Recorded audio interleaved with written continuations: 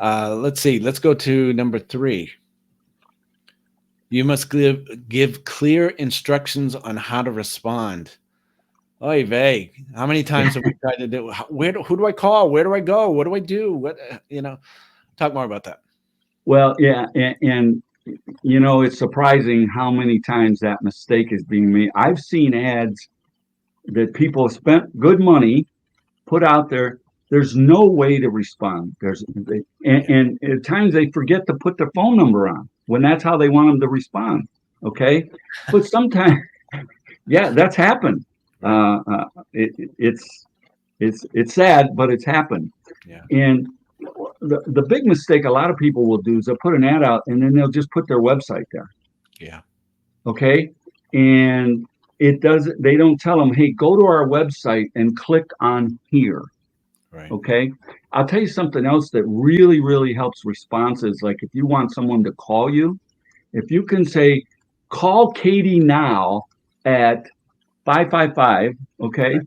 because people prefer to, if they can call in and say, can I talk to Katie? That makes them feel better because they don't want to get that. And this happened to my wife once.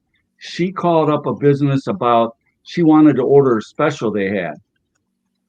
And the person on the phone said, I have no idea what you're talking about. Right.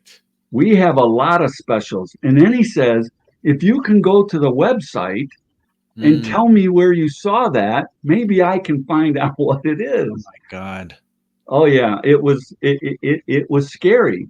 And so you have to tell them exactly what you want them to do. And in today's world where patience level is very low, they don't want to go to your website and try to figure out what they need to do next.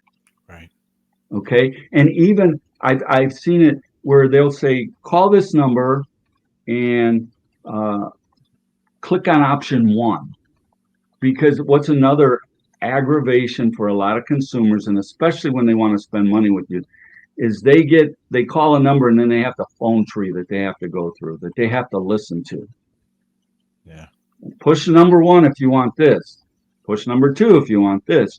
And the thing that you want is number 5. Meanwhile, you're sitting there listening to all this and getting frustrated. And Right. what are the odds that how much more are you going to get someone who's frustrated to spend with you or less than not? Right. So the instructions and the clear instructions are very, very important.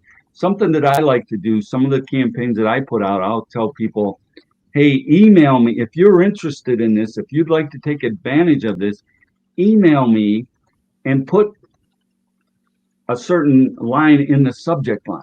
Right. Okay. And then I know right away, I have my staff alerted. If they see that subject line, boom, let's get to it right away. We did that recently with a free 20-minute one-on-one call with a client. And a lot of times when people are looking for something like that, they feel a need, an urgency. So the quicker we can respond and get to them, the better off it is. Right. And so the more clear, concise instructions you can have, the better. Yeah, one of the excuses or the hesitations for people to do this is, not just for this particular rule, but for this type of marketing in general, is my target market is too sophisticated for this. I don't need to tell them what to do. They know what to do. Talk a little bit about talking human to everybody, being clear to everybody. Yeah, well, that's a big mistake that a lot of people can make. Here's the thing. People are people are people. Right. And we see this a lot. A lot of people want to market B2B differently than they do B2C. Right. And what they forget is that owner of that business is a consumer, a person just like you and I. Okay. Right.